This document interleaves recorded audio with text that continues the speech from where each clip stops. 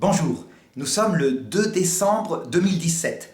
Nous sommes dans une série de vidéos concernant le dialogue, ou plutôt, je dirais, la connaissance mutuelle entre la foi calviniste d'un côté, qui va être présentée par Jean Robin, mais il va se présenter dans quelques minutes, et la foi catholique de l'autre côté, présentée par moi, qui m'appelle Arnaud Dumouche, qui suis théologien catholique, donc qui vit en Belgique.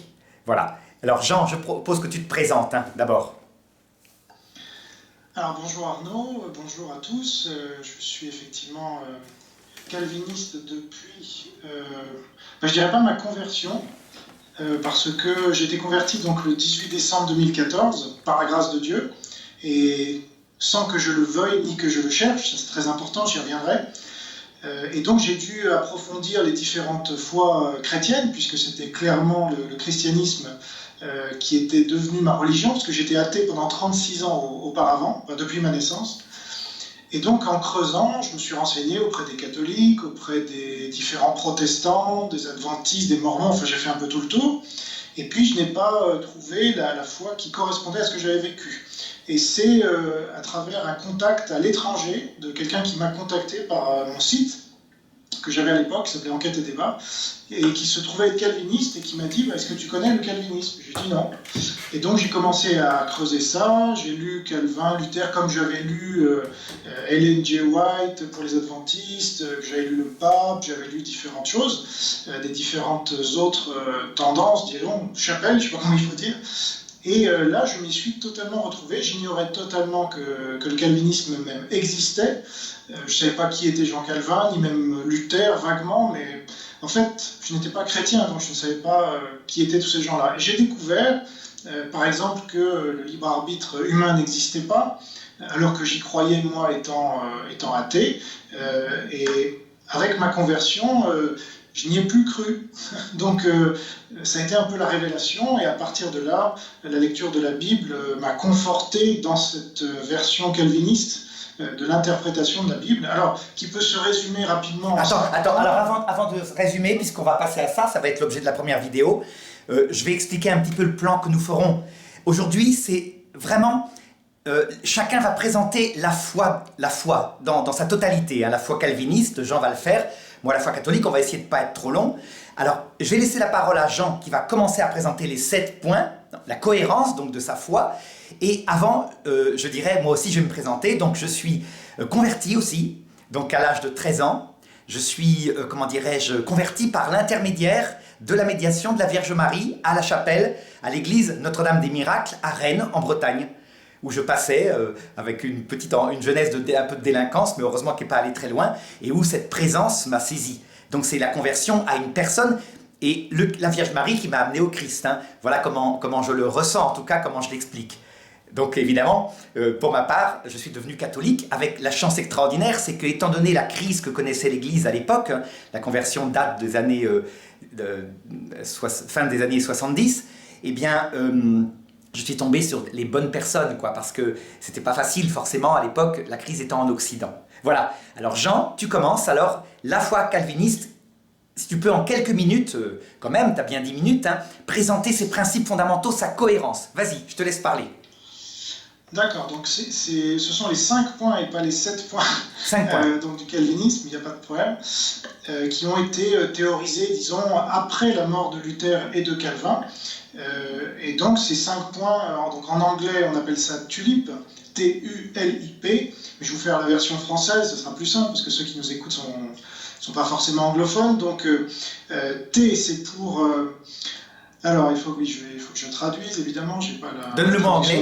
Donne le mot anglais d'abord, oui. Alors, total depravity, ça veut dire dépravation totale de l'être humain, ça veut dire que l'homme est mort dans ses péchés, ses offenses, il est incapable de faire le bien par lui-même, il est incapable donc de choisir Dieu. Et de choisir donc la vie, quand dans Deutéronome on nous dit j'ai mis devant toi la mort et la vie, choisis la mort, choisis la vie, nous dit Dieu, pardon. Et donc le calvinisme explique, c'est une interprétation de la Bible, donc tout est biblique, évidemment, que l'homme ne peut pas choisir la vie et qu'il est mort, voilà, spirituellement, donc il ne peut faire que le mal par lui-même, voilà. Donc ça c'est le T. Ensuite il y a le U. En anglais, c'est Unconditional Election, donc l'élection inconditionnelle. ce qui signifie qu'on ne peut rien faire pour devenir élu. Voilà, tout vient de Dieu. C'est la grâce qui sauve, en Éphésiens 2:8. C'est par la grâce que vous êtes sauvés, par le moyen de la foi. Cela ne vient pas de vous, c'est un don de Dieu. Voilà, pour résumer ce U de tulipe. Ensuite, il y a Limited Atonement. Donc, c'est l'expiation limitée de Jésus qui n'est pas venu pour sauver tous les hommes, mais qui est venu pour sauver, on trouve ça, je crois, en Matthieu, son peuple du péché. Voilà, donc son peuple, ce sont ses élus en fait qu'il a choisis de toute éternité. On voit ça en Éphésiens 1 notamment. Et donc, il y a ceux qu'il sauve par la grâce, donc de façon imméritée. Donc les élus ne peuvent pas s'en glorifier. Et puis, il y a ceux qu'il condamne justement à l'enfer éternel, puisqu'ils sont pécheurs par nature, nous dit Paul en Éphésiens 2:3. Donc, dans les deux cas, c'est la justice. Et dans aucun des deux cas, il n'y a l'injustice. Ensuite, il y a le I, Irresistible Grace, donc la grâce irrésistible, c'est-à-dire qu'une fois qu'on est appelé par Dieu, c'est-à-dire un appel intérieur et non pas extérieur, puisqu'il y a beaucoup d'appelés et peu d'élus. Par contre, une fois qu'il y a l'appel intérieur, celui dont parle Paul dans la chaîne d'or de la rédemption, en Romains 8, 28 à 30, ceux qu'il a prédestinés, il les a aussi appelés, ceux qu'il a appelés, il les a aussi justifiés, ceux qu'il a justifiés, il les a aussi glorifiés. Donc là, c'est Dieu qui fait tout, en fait, à aucun moment, on le voit bien notamment dans ce verset, l'homme ne participe en fait à son salut. Et puis le dernier point, c'est le P, Perseverance of the Saints, la persévérance des saints, c'est-à-dire que Dieu nous permet d'aller jusqu'au bout, ce dont nous serions totalement incapables par nous-mêmes, puisque en tant que pécheurs, nous ne cesserions de chuter si cela ne relevait que de nous. Et donc, par exemple, en Hébreux 13:20, on nous dit que le Dieu de paix vous rende capable de toute bonne œuvre pour l'accomplissement de sa volonté et fasse en vous ce qui lui est agréable. C'est-à-dire que par nous-mêmes, nous sommes incapables et nous ne pouvons pas faire ce qui lui est agréable. Donc c'est Dieu qui nous transforme, notre cœur de pierre en cœur de chair, en Ézéchiel 36-26, et qui, ainsi avec cette nouvelle créature, nous avons un nouvel esprit, nous dit le Seigneur dans la Bible, c'est mon esprit que je mettrai en vous, et je ferai en sorte que vous suiviez mes ordonnances, vous observiez et pratiquiez mes lois. Donc l'homme n'y est pour rien, et il est simplement un moyen de transport, finalement, de Dieu. Comme finalement l'être humain, quand il a des enfants, il transmet ses gènes à ses enfants, mais il ne choisit pas. Arnaud, par exemple, tu n'as pas choisi les gènes que tu as transmis à tes enfants. Tout à fait. Voilà. Je pourrais développer encore sur les 5 cela. Non, ça on le fera dans chacune des vidéos. Et puis voilà, je pense que les 5 points du calvinisme, ça résume bien déjà ce qu'on entend par le calvinisme. Voilà. Et c'est vrai qu'il y a une cohérence, on le voit, une cohérence, c'est logique. Ça se tient. Calvin était un grand théologien thomiste à la base, donc un français d'ailleurs, hein, et il a utilisé l'instrument intellectuel pour, à partir d'un point, aboutir à une conclusion qui est logique, à savoir que Dieu a prédestiné certains à la perdition, de sa volonté qui est souveraine, hein, et d'autres au salut, etc. Alors, en comparaison, je donne en quelques minutes la foi catholique, qui tu vas voir, est très différente sur certains points, vraiment. Alors, premier point, tu disais total depravity, c'est-à-dire l'homme est totalement détruit, je dirais, par le péché originel. Les catholiques répondent au point de vue de la vie surnaturelle. Au point de vue de la vie surnaturelle, l'homme est incapable de quoi que ce soit par lui-même, complètement, effectivement. Rien ne peut se faire sans la grâce de Dieu. Mais au point de vue naturel, il reste capable de faire des choses bien par sa nature, comme par exemple construire des maisons, faire de l'art, mais aussi, éventuellement, on le voit chez les païens, réussir un mariage fidèle, mais pas un mariage chrétien, un mariage humain, c'est-à-dire être fidèle à sa femme, élever ses enfants. Donc la dépravation n'est pas totale, Deuxièmement, l'élection inconditionnelle. Oui, tout à fait d'accord. Les catholiques pensent que c'est Dieu qui choisit les hommes, c'est Dieu qui les choisit, mais la différence, c'est que, ça c'est vraiment important, ce qui fait que c'est une religion catholique universelle, c'est que nous devons tenir, dit le Concile Vatican II, que Dieu va choisir tous les hommes. Ce qui ne veut pas dire que tous les hommes seront sauvés, mais que tout homme, sans exception, il est mort pour eux. Il n'y a pas une personne qui est, en dehors de sa volonté salvifique. Troisième chose, tu disais, c'était limited Voilà, limited... Atonement. Atonement. Expiation limitée. Voilà, ça veut dire quoi? Que Jésus n'est pas venu pour sauver tous les hommes. Oui, alors là, voilà, c'est la grande différence. Un catholique, il est venu pour tous les hommes, et le fait que certains ne sont pas sauvés, c'est uniquement leur responsabilité. Ça veut dire qu'à un moment donné, et pas forcément en cette terre où le libre arbitre est fragilisé, hein, pas supprimé, mais fragilisé, eh bien, à un moment donné, la possibilité est donnée à l'homme de commettre, s'il le veut, un péché contre l'Esprit Saint, au point qu'en enfer, tous les hommes y sont librement. Et ils ne veulent pas en sortir. C'est pas qu'ils ne peuvent pas, c'est qu'ils ne veulent pas. Il n'en est pas question. Ce sont des êtres libres qui ont choisi et qui évidemment réclament le trésor qu'est la vision béatifique, parce qu'ils savent très bien que c'est une possession géniale, mais qu'ils ne l'obtiennent pas. Hein. Dieu les rejette évidemment parce qu'on ne peut pas voir Dieu sans l'aimer et sans d'autres conditions que je dirais. Quatrièmement, la grâce irréversible. Donc la grâce de Dieu de son côté pour nous est effectivement efficace absolument, mais ça se fait dans une alliance.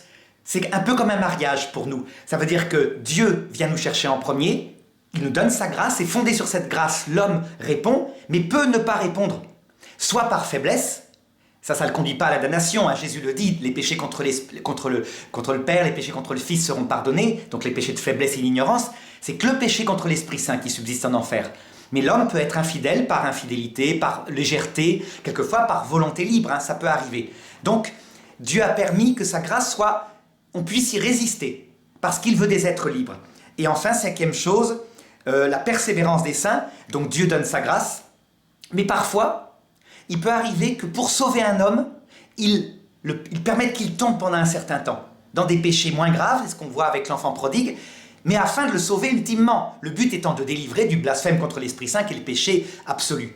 Alors, de l'autre côté, j'ajouterais que de l'autre côté, Dieu qui est mort pour tous les hommes, si on s'abaisse devant lui, si on l'aime de tout son cœur, nous élèvera. Je dis bien, écoute bien hein, Jean, tu vas te surprendre, au-dessus de lui. Lui qui est le maître et seigneur. Hein. Ça veut dire qu'il fait la même chose que le Père fait avec le Fils.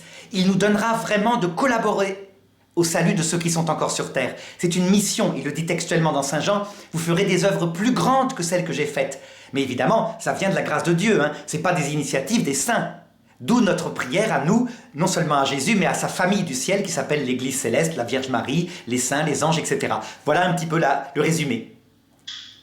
Alors maintenant... Et si je peux rajouter juste une petite chose, c'est sur le libre arbitre justement, parce que j'en ai pas parlé, ou juste brièvement, mais les calvinistes sont les seuls, je pense, toute religion confondue au monde, toute croyance confondue au monde, à ne pas croire au libre arbitre humain. Oui, et c'est ce qui, selon nous, c'est une des preuves que c'est la seule religion divine, toutes les autres étant des religions humaines, puisqu'elles demandent aux hommes de faire quelque chose pour plaire à Dieu, et donc c'est sujet ensuite à toute manipulation humaine pour l'argent, pour le sexe, pour toutes les...